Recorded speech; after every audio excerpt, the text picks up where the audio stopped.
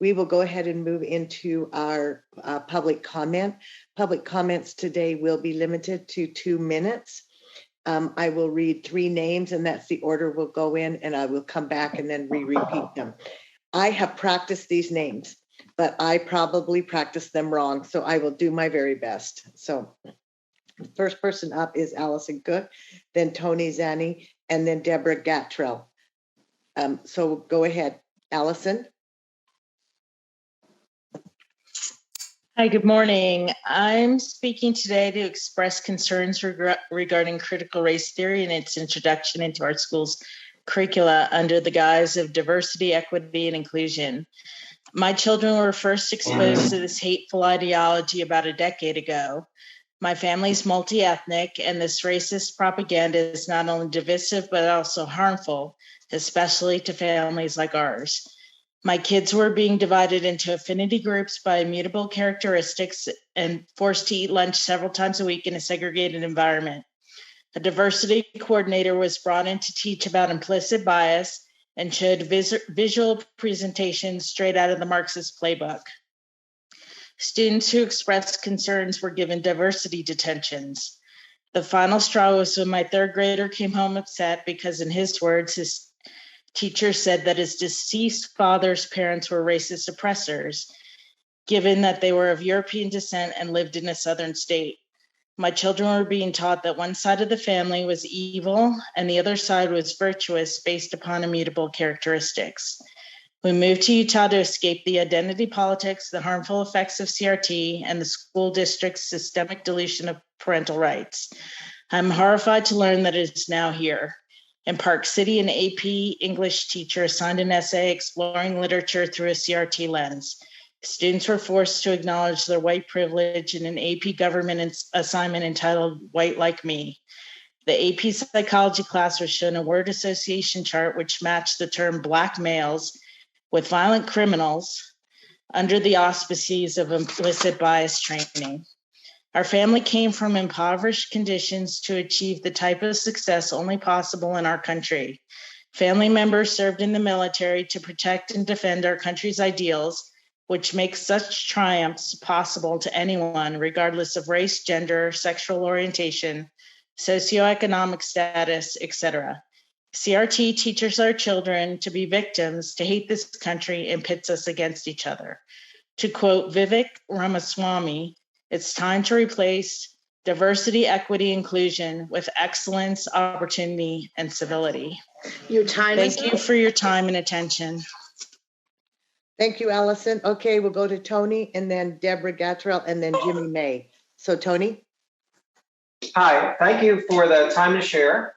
We have some 5th graders at Rose Park Elementary that have a presentation for you. So I am very proud to introduce Kimberly, Jesus, Stephanie, and Edzires.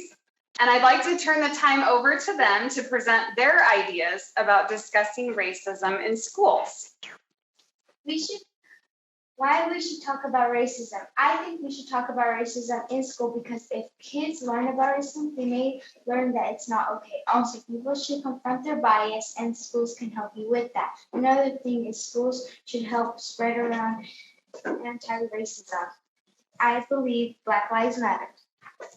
I think we should talk about racism in schools because if kids never learn what's right and wrong, it will continue for years and years. You have to confront your biases. Just because you aren't used to people with different races apart from you doesn't mean you need to treat them differently. If we talk about racism in school, children will understand that racism is wrong. I believe Asian lives matter.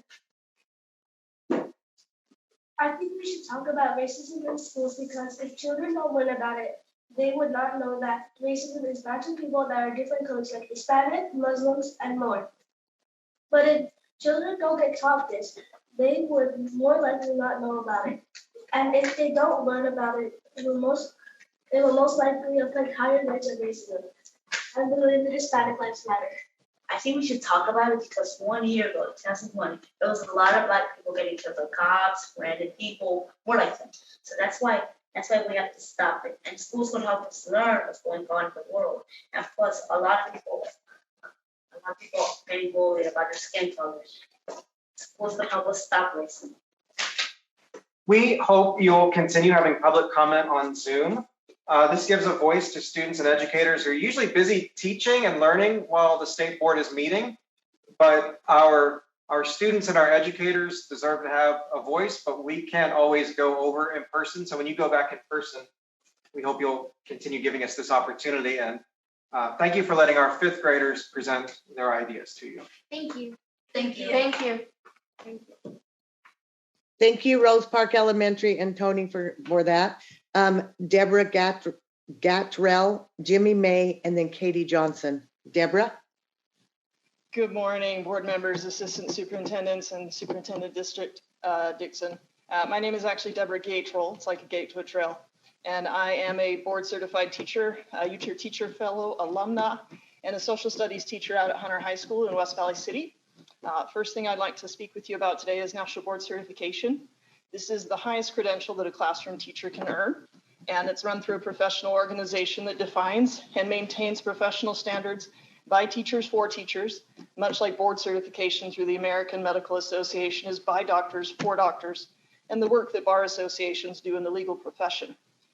The process of becoming board certified is incredibly rigorous. Teachers are required to know and demonstrate that they know their students, their content, and their pedagogy of how students learn. And they're masters at managing that and then reflecting on the teaching and learning process with evidence. We have to create portfolios showcasing student learning based on teacher work and teaching through student written work, and then also video evidence of our teaching practice. And it says a lot that the new performance assessment tools we're developing for our new teachers entering the profession are based on that same framework, and it establishes an expectation early on in the profession for continuous reflection and improvement. I'm extremely grateful for USBE support of that program, both through financial stipends. Apologies for the announcement.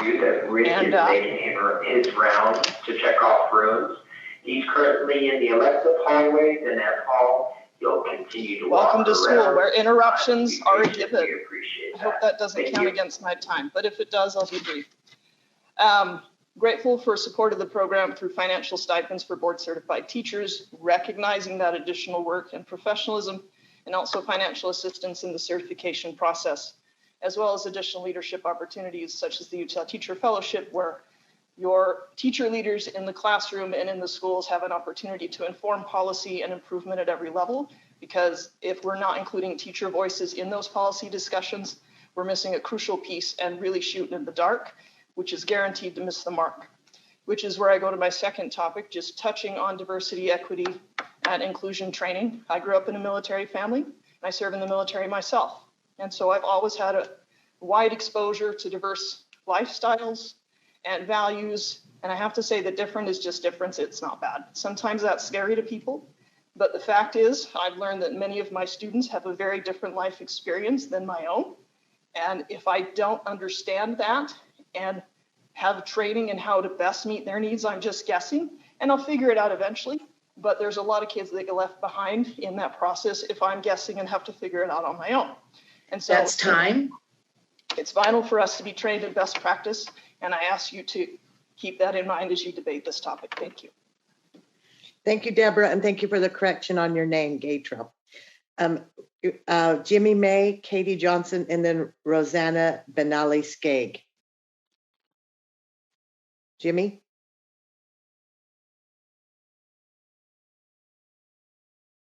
Jimmy? Do you see him on there, Lorraine? I don't, and we did start a little early. He was on earlier. Hi, I had to unmute. Oh, there he is. Yeah, here I am. Thank I had to unmute. I'm sorry, I had to unmute on two different devices. My apologies. Before my time starts, I would just like to say that I really enjoyed the Zoom, and especially the math clips presented earlier in the meeting. Very compelling and very encouraging. That having been said, I'm ready to start. Board members, thank you very much for the opportunity to speak today against critical race theory. My name is Jimmy May. I am a Utah resident. Last night, I emailed a presentation to you provided by a whistleblower. On August 19th, 2020, it was the basis for mandatory training delivered to all teachers at one of our schools. Recently, USBE Director of Equity, Diversity, and Inclusion, Casey Dupart, presented to this board and separately to other groups around the state a presentation so extremist that it shocked some of you and likewise shocked many of us here in the community. Yet the mandatory teacher training provided by the whistleblower that I sent you last night contains content that is even more extreme. The following was written by teachers in our district. I am reading it on their behalf owing to fear of retaliation and the need they feel for anonymity. Quote, "We have been teaching for decades and are well liked by students and parents. We have received commendations and promotions throughout our careers. Some of us have taught in some of the most underprivileged school districts in the country. Yet now we are told that our teaching is deficient owing to the color of our skin.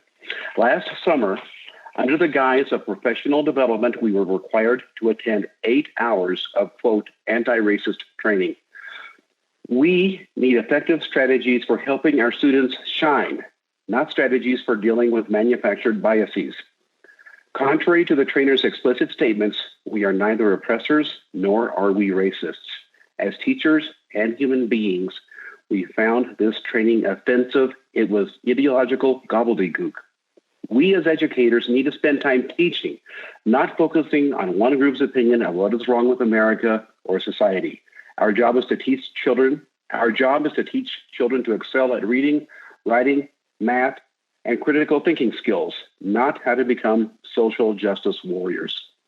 We speak for many in our profession and asking that you eliminate guidance for any teacher training related to, quote, equity, diversity, and inclusion based on the toxic racist tenets of critical race theory. Thank you very much. Close quote. And board members, thank you very much. Thank you, Jimmy. We'll move on to Katie Johnson and then Rosanna Benali-Skagg and then Anna Bassena. I give up. Hi, board members. My name is Katie Johnson. Thanks for letting me speak today. Also in our battle against critical race theory and related concepts of equity, diversity, and inclusivity. They're very familiar words whose meanings have been changed and weaponized to lull us into passivity. CRT is an academic discipline asserting that our great nation was founded on white supremacy and oppression and that these forces still play a critical role. Right under our noses with few knowing about it, CRT has infiltrated many government agencies, tearing apart our military and has corrupted higher education. This cancer has now found its way into our high schools, junior highs, and grade schools, turning kids against one another, against their parents, and against their own country. The moral crime of CRT and the scorn and contempt its theorists have for the two-parent family, entry-level work, and merit-based education, dismissing them as vestiges of patriarchy, capitalist exploitation, and white supremacy. The reality, however, is that the institutions of family, work, and education are the three undisputed pillars of upward mobility across all races and all racial groups. It's dangerous and divisive. It assigns moral value to people based on their skin color. The ideology is being taught not as an alternative view that people can think about, but as truth. And if you question it, you're punished and you're condemned. Which doesn't really help critical thinking and encouraging kids to share their ideas. It's not a formula for reforming the US, it's a formula for ending it. It's not un-American, but it's anti-American. We have endless examples here in Utah, from rogue teachers to administrators to entire school districts, evangelizing their ideas, stubbornly defending their racism against parental wishes. We citizens are fighting back, and legislatures across America are decreeing that government shall not promote CRT, the principles of race essentialism, collective guilt, or segregation, whether old-style racists such as the Ku Klux Klan or neo-racists such as the critical race theorists.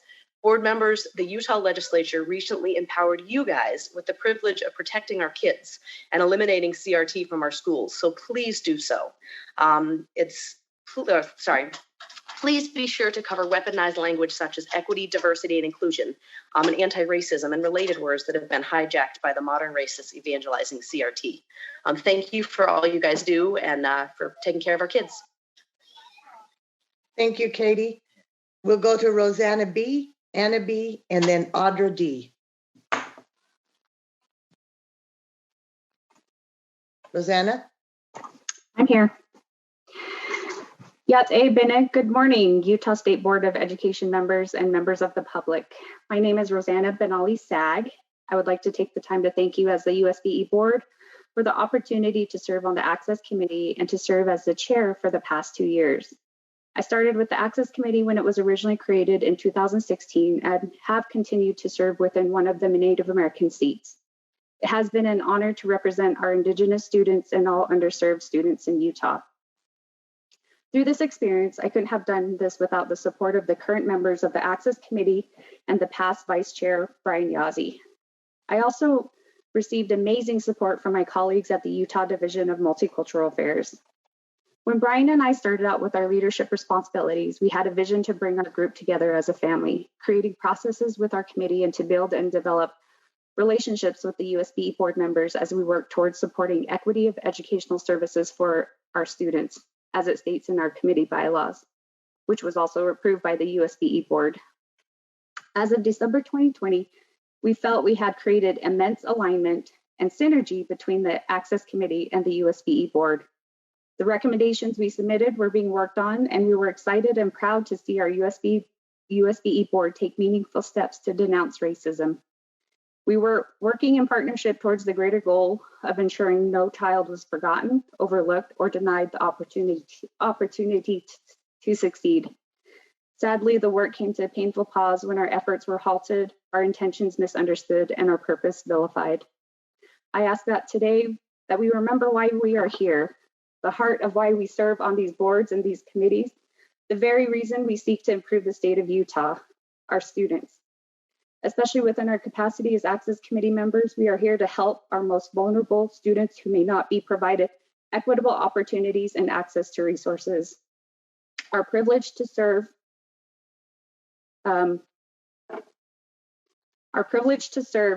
our students is one that we should take into great honor and privilege, and we should also make sure we understand why we are here. And I also want to make sure that we understand that as we work towards greater service and equity for our students, that we continue to work as a team. And as we move forward, again,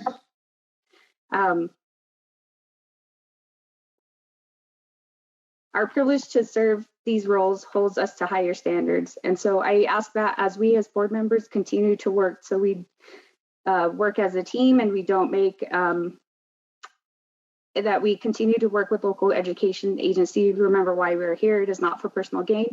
You are here to serve our children, create safe, brave, and empowering and equitable spaces. I always wonder what our children think when grown adults are targeting and mistreating others. I hope that is not the legacy we leave, but instead I urge us to leave a legacy of compassion, grace, justice, collaboration, and courage. Equity is not a bad word, as some may portray. It is an opportunity for us to reimagine the way we serve, educate, engage, and drive policies that help our most vulnerable students who need the support, who need you to see them. Let's be welcoming. Rosanna, will you wrap it up? Thank you for the opportunity to speak, Ahihat, and may we all walk and talk in beauty as we help our children of Utah. Thank you, Rosanna. Okay, Anna B, Audra D, and Marilee R. Anna?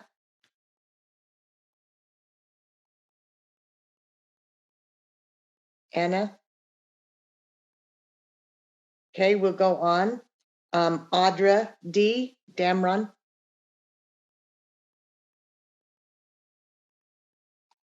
Hello. So good to be on here today. Hello, board members. Thank you so much for the opportunity to share how the National Board certification process has improved and transformed my teaching. I'm currently a special education teacher at Cottonwood High School in Granite School District. I started the National Board process when I taught middle school at Centennial in Provo. We love our Utah teachers. I first heard about National Board at a national conference in California. As a teacher from Utah, I had never heard about National Board certification, but so many teachers shared how they were aspiring to become certified. I could see that national boards created community and alliance on a national level. So often we teachers get caught up in our own little schools and our own little districts, but meeting teachers from across the country who are striving for excellence inspired me greatly.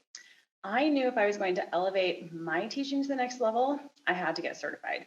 I spent a grueling year working towards certification, but missed it by a few points. I reworked a component while working for an inner city school district in St. Louis, Missouri, as I video recorded myself teaching a group of minority high school students with autism. I was reminded why the certification process is so important. The teaching community is desperate for reflective teachers. The past year and a half of a pandemic teaching has pushed teachers to the brink. But we will gain nothing from the hardships we've endured if we don't reflect on our current practices and become more.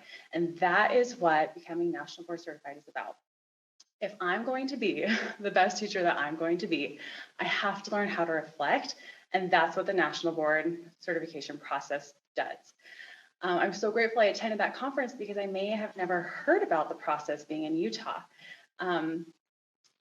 But as a Utah teacher, I want to encourage others to become certified so that we can really build a strong teacher foundation. A few things that board members can do is encourage National Board. And I'm so grateful for the reimbursement program going right now and for the stipends that teachers get for different districts. That is a huge incentive for teachers, okay? So we're very grateful for that. We need That's time. Thank you so much. Oh, thank you. Thank you so much. Okay, so we have Marilee and Nicole and then Elise. So Marilee. Good morning. I think it's Marilee Colts-Ritchie, right? Yes. Yeah, okay, I wanted to make sure that was me. First of all, I want to thank you for all your work addressing the importance of diversity, equity, inclusion. I was able to listen to the committee meeting and read the board rule. I think you've done a commendable job of demonstrating that you realize the work of DEI is crucial and that educators do need ongoing professional development.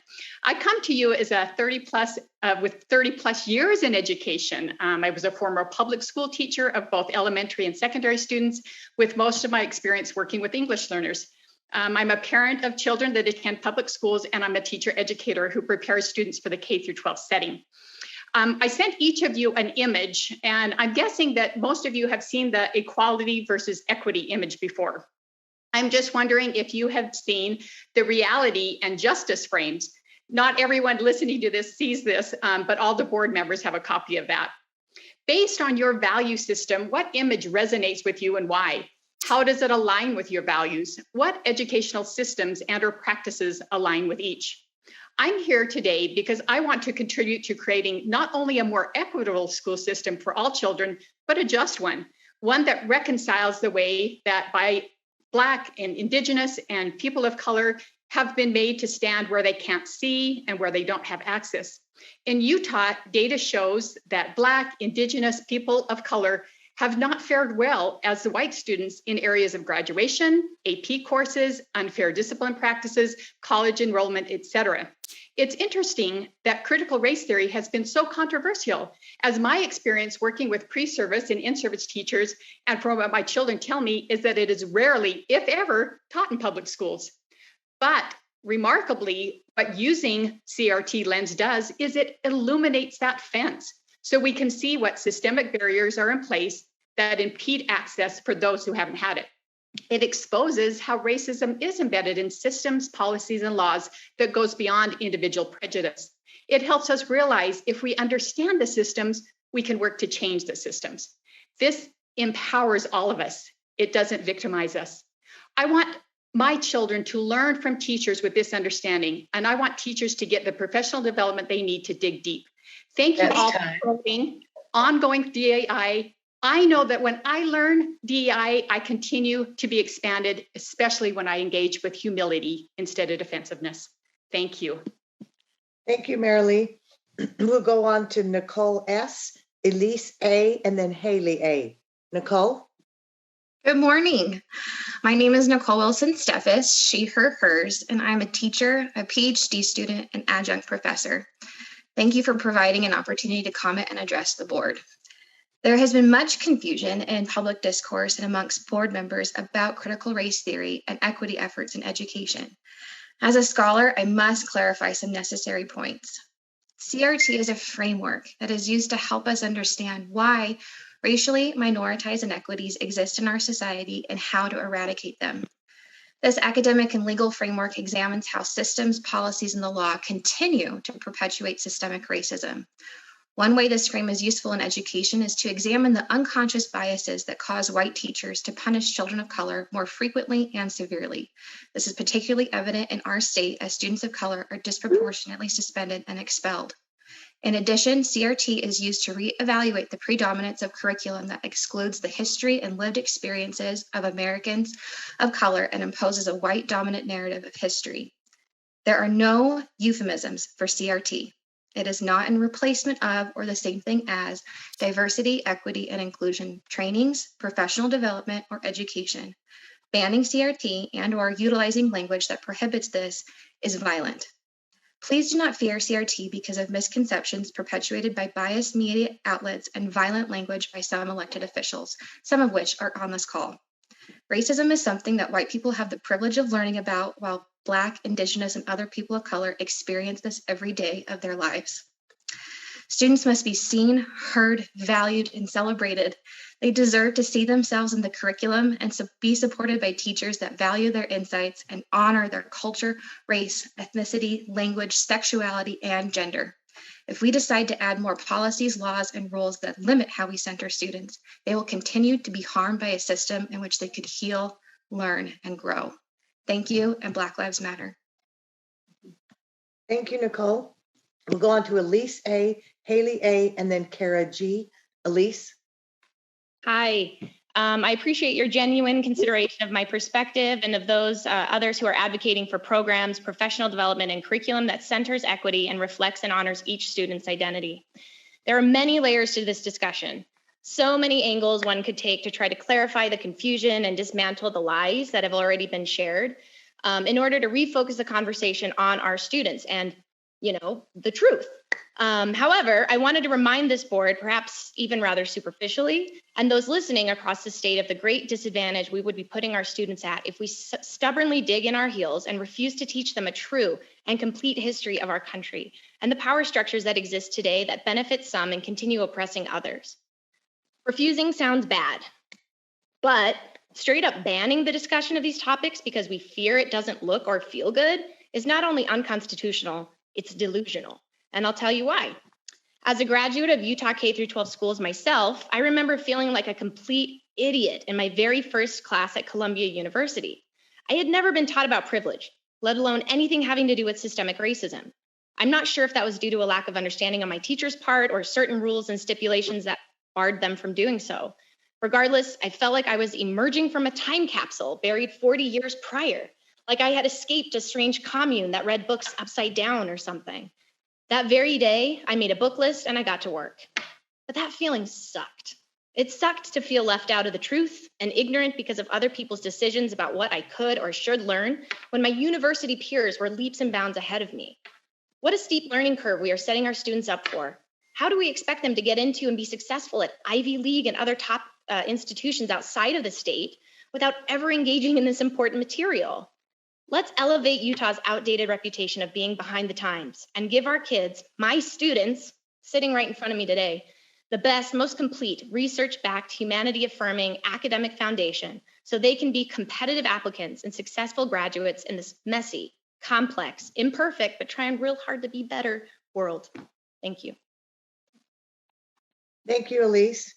We'll go on to Haley A., then Kara G., and then John A. Haley.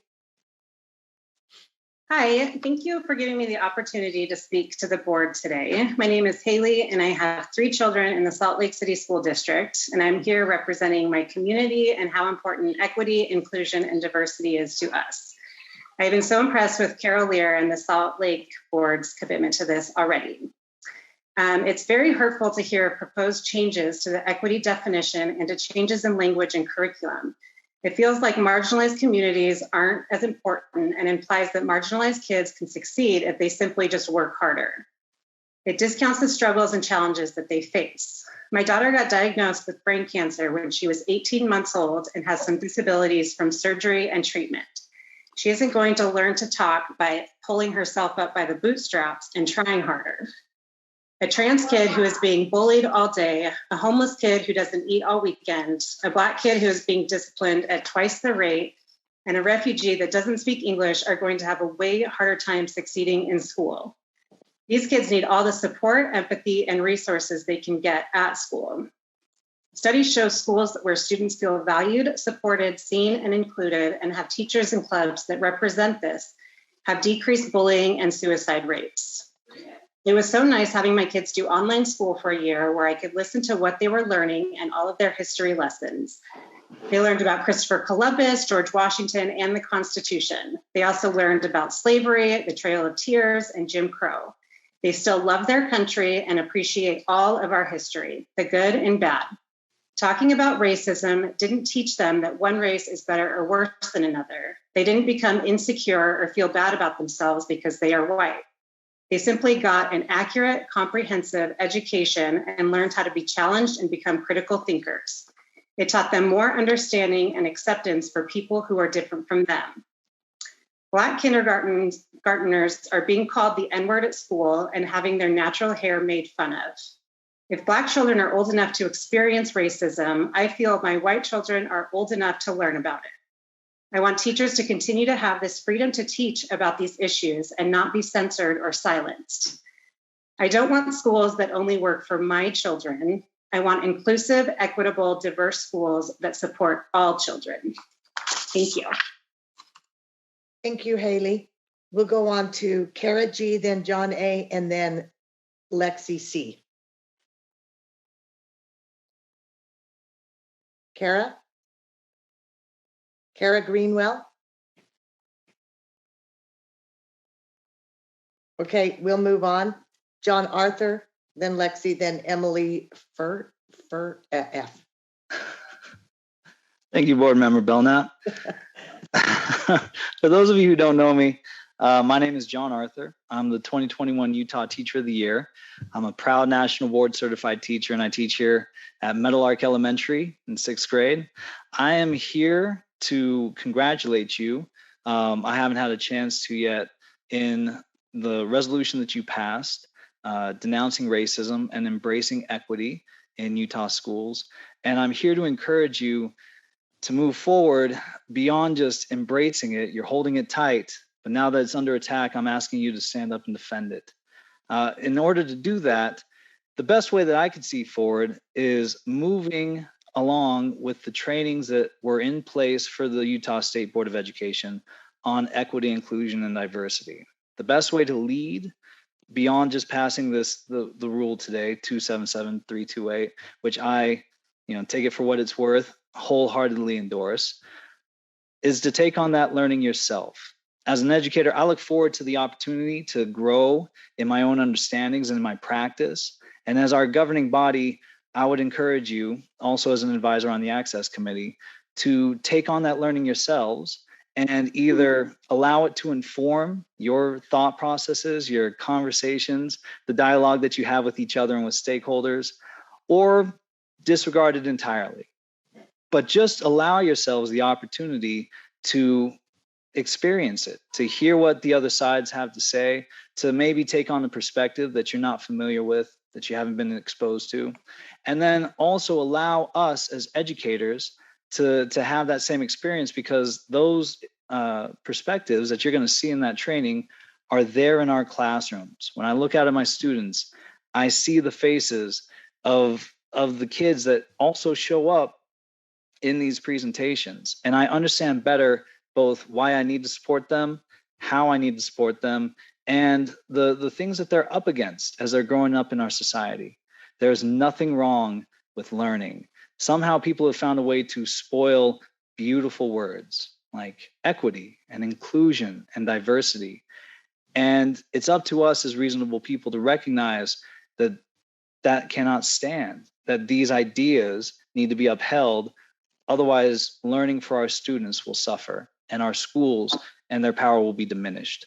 I thank you again for the work that you've done, and I look forward to the work that you're going to do today. Appreciate the time. Thank you. Thank you, John. We'll go on to Lexi C, Emily F, and Katie N. Lexi? Good morning, Utah State Board of Education members and USBE leadership. The Utah School Superintendents Association believes in advocating for all children in public education. We always welcome the opportunity to work collaboratively with the Utah State Board of Education and know that by working together, we can provide meaningful experiences for students and teachers. You have been reviewing standards for curriculum that addresses educational equity. We would like to be a part of this process and partner with you as you create rules and procedures that have a direct impact on our schools and districts. In reviewing R277328 Educational Equity in Schools, LEAs and local boards of education may be tasked with several things, and we are concerned that we have not been involved in any discussion about the new requirements. We ask that before adopting R277328 Educational Equity in Schools, you work with a variety of stakeholders. We also ask for an opportunity to work with USBE staff and members of the board. USSA understands that you have a monumental task in front of you in creating a new rule that addresses educational equity in schools. We also understand that you cannot please all stakeholders. We want to be a part of this discussion and process. We want to partner with you on this, not be excluded from the process and then required to implement the rule. Please know that we are ready to work with you and assist you in the work that you are doing. Thank you for your leadership and your service to the students and schools of Utah. Thank you, Lexi. We'll go on to Emily F., Katie N., and then Heidi M. Emily? Hello, can you see me? Yes. Okay, very good. Good morning, my name is Emily, and I have been an educator in Utah for 15 years. I have worked in many schools from Willard to North Salt Lake, and I would like to share today for just a minute about the importance of equity in our schools. Every year, I get 25 to 30 bright new faces. And as I begin testing and getting to know my students, I start the process of trying to figure out what each child in my classroom needs. Maybe Sally needs a small reading group so I can get her caught up in reading. Jack might need some help in math. And Matt needs a little extra love and attention from me. It is my job to figure out what each child needs. The individual attention that I give to Sally and Matt and Jack, it doesn't take away from the rest of my class. It raises my class. Everyone in the class is raised when each child is raised. Another thing, this is equity. When we are looking at all of our students and all of the needs that our students have. Another thing that I would like to address is to urge the board to please emphasize the importance of diversity, inclusion, and equity trainings for teachers. These trainings give teachers the skills and understanding to teach all of our students skills that they deeply need: empathy, perspective, respect, kindness. As a teacher and a mother of children in Utah schools, please continue working on equity in education. Thank you so much for your time today. Thank you, Emily. We'll go to Katie N., Heidi M., and then I believe it's going to be Tracy H. So, Katie? Good morning. Good morning. I'm not mad, I'm disappointed. As an educator, I know I'm not alone. I chuckled a little when I read Dr. Irene Yoon's recent opinion in the Salt Lake Tribune, where she more sympathetically captured what I have been feeling about Utah's current moves around educational equity in our state, because she somehow still has the patience after this brutal year to feel her disappointment kindly and with love. Perhaps it is because Dr. Yoon has experienced this past year at the university level, while I have had the privilege of living out the pandemic in the secondary school setting alongside teachers, students, and families who have already endured enough asinine, uninformed, and frankly idiotic input from our state legislature in regards to public education. While I wholeheartedly agree with Dr. Yoon's reasons for disappointment, USBE's draft of R277328 does sound oh so similar to the wrong-headed language from HR 901 that grossly misrepresents critical race theory, and shows zero knowledge of our Utah core standards. I somehow can't mimic her generous sentiment because my disappointment is exhausted and exasperated. If we were all able to be honest and we were not playing politics with the lives and well-being of our students, I'd actually guess that you all are disappointed too. Representative Christensen has strongly recommended that you all go on a wild goose chase to find ideas that are not and have never been part of our core standards. Really, if Representative Christensen had done a simple Google or hopped on our lovely UEN website, he'd know what we all know. The Utah standards don't reference race or moral character in the context of individual students, and decisions about curriculum are mostly decided at the district level. I'm disappointed because HR 901 is wasting our time and energy and forcing this board to take time away from the amazing efforts like the Portrait of a Graduate Competencies and the Personalized Competency-Based Learning Framework that are innovative and evidence-based and show what Utah is capable of when this board is encouraged to act as the deeply informed and well-researched experts that you all are. Thank you. Thank you, Katie. We'll go on to Heidi M. and then Tracy H. Thank you and good morning. I'm Heidi Matthews, a teacher serving as the president of the Utah Education Association. And, during my 5 years serving as the UEA president, there are many times that I've felt the pressure of those conflicting voices. And I know in your positions, you feel that pressure as well, especially on days like today. So as you look to define education professional standards in R277328, I urge you to follow the advice a wise person once gave me, and that is to own your position. As president of the UEA, to own my position is to lead out on the UEA mission, to advance the cause of public education, to elevate the teaching profession, support and advocate for educators so that they can drive student success. State school board members have the responsibility for the general control and supervision of public education, and within this responsibility lies addressing concerns brought to you about issues such as race and racism and how they exist and continue to have lasting impacts. So there's so much support we have for what you are beginning to craft in this rule, but there are aspects of R277328 that I would argue have you ceding some of your authority and positions to other entities who, A, don't necessarily have the accurate terminology and information about what's actually happening in schools, especially with regards to discussions about race and racism. B, have not sought input as to the chilling impact and consequences of prohibiting the teaching of something that isn't being taught, especially lines 67 through 79. And C, ultimately ceding the constitutional authority to create not just unnecessary policy, but bad policy. And so, where does that stop? So I'd like to echo Lexi Cunningham of owning your position and include those voices of stakeholders. And I urge you to own your position by establishing professional learning standards that build our educators' understanding so that they can ensure safe, inclusive environments for discussions of race, bias, gender, and equity, and allow our educators to share accurate history through clear lenses. So please eliminate language in this rule, specifically lines 67 through 79, that cedes your authority. Own your position of general control by establishing educator training standards that assure each and every adult in our schools is prepared to lead our students through learning on diversity, equity, and inclusion. Thank you. Thank you, Heidi. Okay, our last one is from the Utah Parents United, Tracy H. Henderson.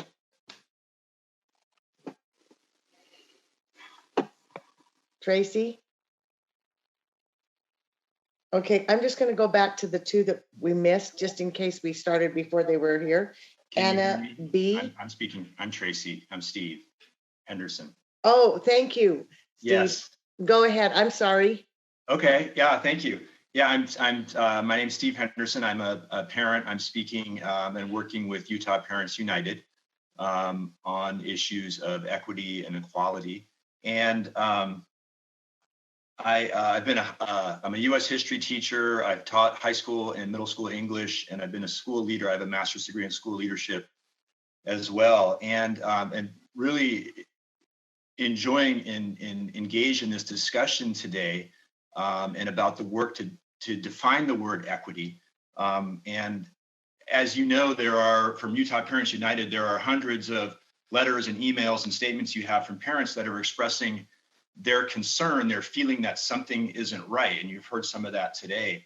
And I think it has to do with the difference between equity and equality in those definitions. And so, in the discussion, we had something about, we were talking about diversity, and I realized I read here in the dollar bill, it says e pluribus unum. So, out of many, we have one people.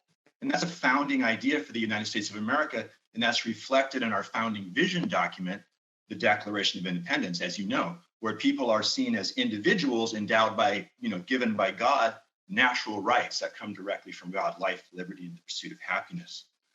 I think that where parents are concerned is that in the definition of equity, it's a different governing philosophy, a different organizing philosophy.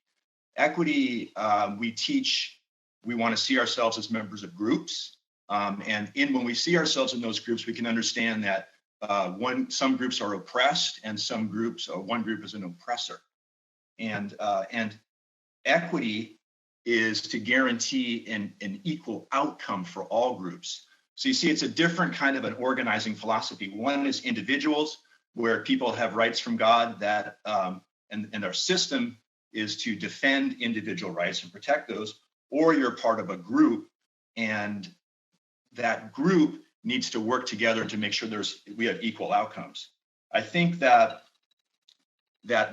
ultimately the problem is that for families is that in order to address that, there's systemic racism, a systemic problem that's keeping certain groups down, and people feel like there's an overemphasis on wanting to correct and fix the system, and we're going to throw the baby out with the bathwater. We feel like the story of America is one of improving the systems and not one of that the system itself is racist. So it's a lot to consider. You have a lot of work, and I appreciate you considering the words of the parents, the Utah Parents United. Thank you, Steve. Do we have Anna B. or Kara Greenwell here? Okay, that ends our public comment period.